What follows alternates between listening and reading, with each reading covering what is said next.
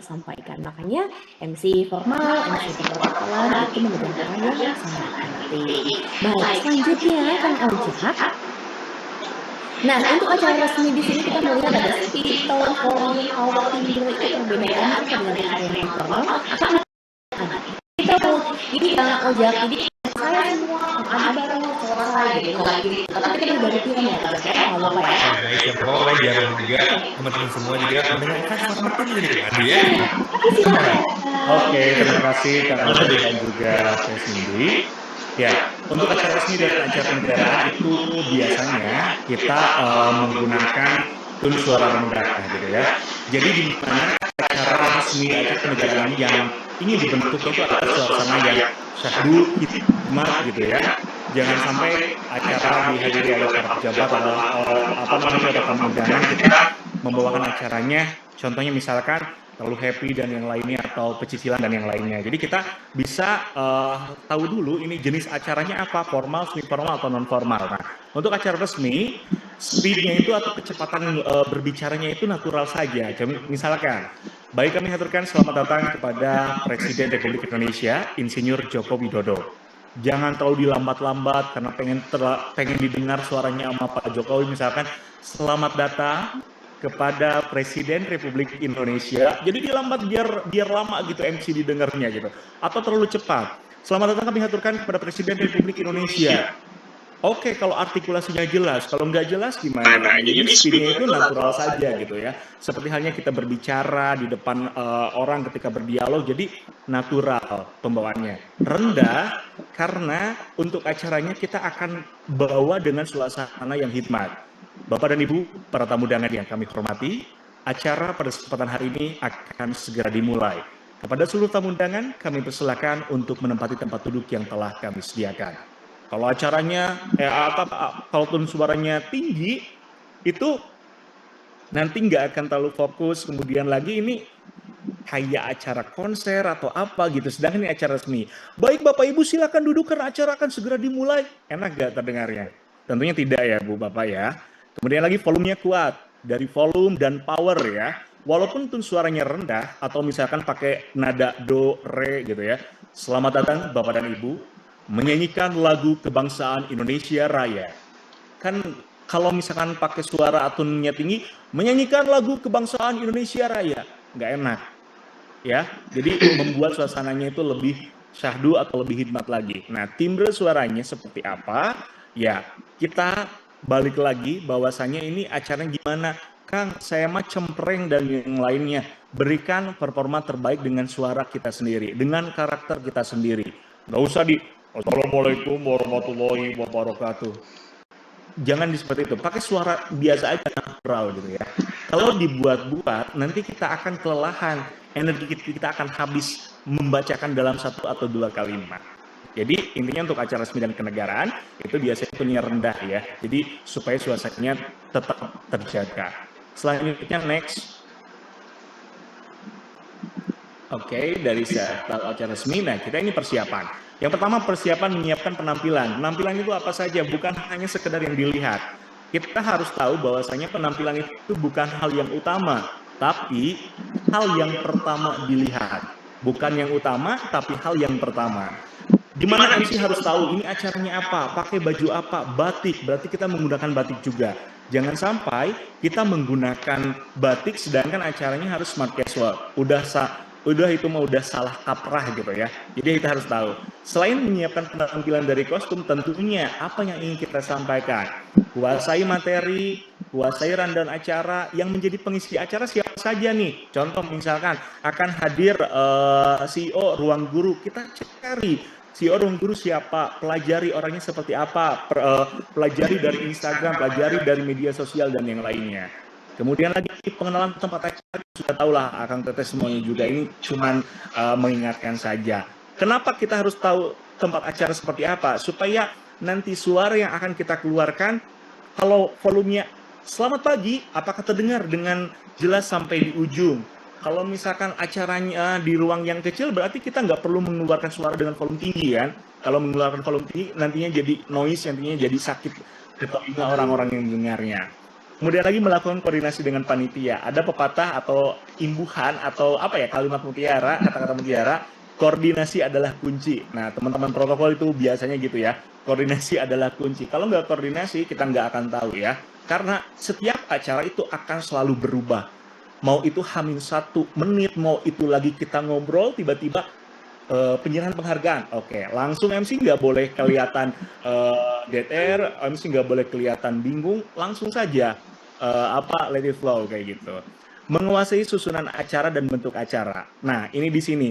Kenapa harus kita kuasai susunan acara? Karena ini adalah kunci kita, bagaimana kita nanti bisa berimprovisasi. Contoh misalkan, tiba-tiba mau membacakan doa, tapi si pembaca doanya belum datang, masih ada di jalan. Setelah itu misalkan ada punya video dulu, ya udah kita gimana cara improvisasi supaya acara berjalan dengan lancar, kemudian lagi langsung ke video. Bisa aja MC berimprovisasi, Ibu dan Bapak kita akan berdoa sejenak, kami persilahkan untuk sebelum acara dimulai. Nah, berdoa langsung break ke video. Nah, si pembaca doa kan udah datang nih, gimana untuk cara menghargainya? Boleh nanti di akhir.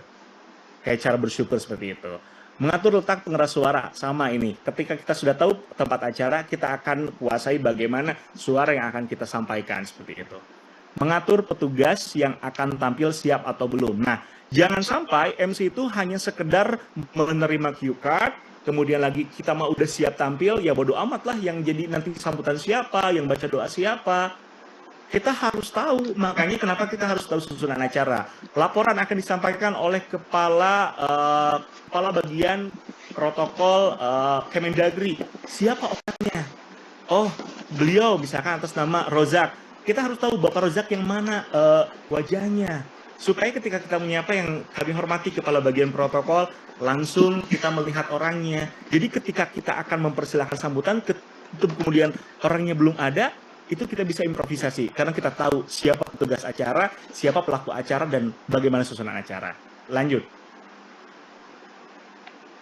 Nah, disiplin. Teman-teman semua, mau ini di keprotokolan, mau ini di pemerintahan, acara resmi, dan yang lainnya, tentunya disiplin ini harus menjadi jati diri, prinsip setiap MC dimanapun kita berada.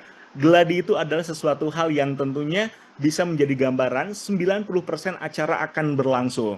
Kalau ada perubahan-perubahan itu 10%-nya. Jadi datang lebih awal, takutnya ada perubahan nama, ketepatan dalam membawakan acara yang satu ke acara berikutnya. Ya ini contohnya. Kemarin saya nge-MC acara pertemuan Bank Indonesia Jawa Barat 2023. Saya pelajari acaranya, ternyata di acara awal itu kita bawanya formal. Nah, setelah itu karena ada acara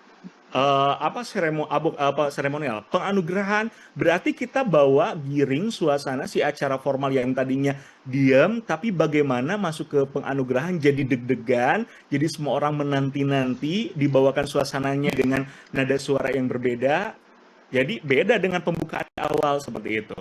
Kemudian lagi selalu berada di tempat yang terjangkau oleh panitia. Jadi MC, kalau misalkan lagi ada acara, lagi sambutan, kita bisa saja berdiri di samping. Tapi kalau misalkan takut menjadi ke-distract kepada orang yang lagi sambutan, kita turun di bawah panggung. Jangan sampai MC jalan-jalan gitu ya.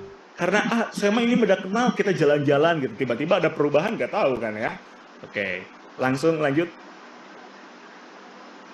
Next. Nah, ini latihan. Latihan membaca keras, sering memperhatikan penampilan pembawa acara yang lain dan mengikuti pelatihan. Teman-teman, kalau ini mah saling mengingatkan saja. Saya ketika mau nge-MC gitu ya, misalkan kemarin acara PTBI, lihat dulu MC sebelumnya siapa, terus pelajari, kan tahu ATM ya, amati tiru modifikasi, itu sesuatu hal yang lumrah gitu ya. Jadi tapi bagaimana cara kita menyampaikan saja. Kata-kata yang saya sampaikan dengan kata-kata yang Tesi disampaikan misalkan sama. Tapi rasa yang saya sampaikan, pembawaan yang ke sini sampaikan itu berbeda. Jadi tentunya nggak masalah kalau kata-kata atau kalimatnya yang sama gitu. Lanjut. Nah, ini dia. Teman-teman, tadi kalau bicara tentang persiapan tun suara acara kenegaraan dan apa yang harus jadi diikuti oleh kita atau diketahui oleh kita semua. Nah, ini mau itu kita nge-MC di acara apapun, pasti ada yang namanya urutan sambutan-sambutan. Saya bingung nih, banyak tamu undangan, siapa dulu yang harus saya sapa yang terhormat, yang kami hormati. Terus siapa saja misalkan yang harus sambutan. Nah, ini ada yang mengaturnya di Undang-Undang Keprotokolan. Silakan teman saya dari Protokol Pemprov Jabar, Cindy Audia. Baik, terima kasih rekan saya yang juga luar biasa, Kang Adikus. Iya baik, Kang Adi terima kasih paparannya. Tapi boleh nggak saya menambahkan satu aja terkait dengan tadi MC harus dapat dijangkau dengan baik. Mungkin dalam sebuah ruangan itu biasanya MC di ujung, tapi usahakan berhentinya itu di ujung yang bisa panitia apa ya, panitia datangi gitu. Jangan sampai mojok banget di mana yang benar-benar nggak bisa dijangkau oleh panitia, karena nanti ketika ada perubahan-perubahan nanti akan menyulitkan si MC itu sendiri. Jadi silakan posisikan diri di yang paling mudah dijangkau oleh panitia atau mungkin tim protokol untuk dapat berkoordinasi ketika acara sedang berlangsung. Begitu aja mungkin ya Kang Adi ya. Baik, selanjutnya kita akan membahas lagi tentang keprotokolan. Bapak Ibu Akang Teteh semuanya mohon izin, saya yakin banyak juga protokol di sini yang sudah lebih berpengalaman, hanya ingin sharing saja. Di sini kita melihat dasar dari keprotokolan ini adalah Undang-Undang Nomor 9 Tahun 2010. Saya tidak akan membahas dengan sangat lengkap, Bapak Ibu Akang Teteh, mungkin bisa dapat dilihat langsung saja di Google, itu banyak, boleh dipelajari, bahkan dihafalkan, mungkin waktu luangnya ngapalin pasal-pasalnya boleh, silakan. Buat para ini teh pejuang CPNS mungkin ya. Ya, bisa ya. Mudah-mudahan ini keluar ya. Begitu. Baik, intinya adalah Bapak Ibu, dari Undang-Undang Nomor 9 Tahun 2010 ini, protokol serangkaian kegiatan yang berkaitan dengan aturan dalam acara kenegaraan atau acara resmi yang meliputi nih. Yang penting ini adalah ini, tata tempat, tata upacara, dan juga tata penghormatan. 3 ini poin yang paling besar dari undang-undang ini Bapak Ibu. Tata tempat, tata upacara, dan tata penghormatan. Tata tempat itu lebih kepada presean atau duduk dari para VVIP, di mana yang VVIP duduknya, yang kemudian orang kedua tertinggi di mana, ketiga tertinggi di mana, seperti itu. Lalu kalau tata upacara lebih kepada susunan acara. Baik itu upacara yang bersifat memang upacara seperti upacara bendera atau mungkin acara-acara yang bersifat seremonial. Untuk acara yang upacara itu biasanya memang sudah ada protapnya, jadi kita tidak perlu banyak berimprovisasi. Jika ada perubahan pun biasanya sudah diinfokan dari pusat. Jadi kita hanya menjalankan sesuai dengan arahan dari pusat Bapak. Untuk yang upacara. Kalau seremonial ini biasanya lebih bervariasi. Jadi tergantung kita mau mengolah acaranya seperti apa. Misalnya untuk peresmian Taman Gedung Sate misalnya seperti itu. Kita bisa acaranya terserah kita di arrange. Yang terpenting adalah masih memenuhi apa ya nilai-nilai keprotokolan, apalagi jika ada gubernur yang hadir begitu. Jadi misalnya susunan acaranya tidak terlalu banyak, cukup laporan, kemudian sambutan Pak Gubernur sekaligus membuka atau meresmikan taman ditambahi dengan pengguntingan pita misalnya seperti itu sudah cukup. Jadi tidak perlu banyak, waktunya pun tidak lebih dari 1 jam atau mungkin tidak lebih dari 45 menit jika bisa. Seperti itu. Tata penghormatan. Yang terhormat, yang kami hormati, saya yakin Bapak Ibu juga sudah tahu perbedaan yang terhormat dan yang kami hormati. Yang terhormat hanya untuk 1 orang saja, yaitu dengan jabatan yang paling tinggi. Sedangkan yang kami hormati itu yang bawahnya sisanya. Jadi yang terhormat misalnya Gubernur Jawa Barat, karena beliau yang tertinggi misalnya. Yang keduanya, yang kami hormati Sekretaris Daerah Provinsi Jawa Barat, dan seterusnya sampai yang paling bawah lagi begitu. Jadi yang terhormat itu hanya 1. Nah, sekarang pertanyaannya, mungkin Bapak Ibu, Akang Teteh, saya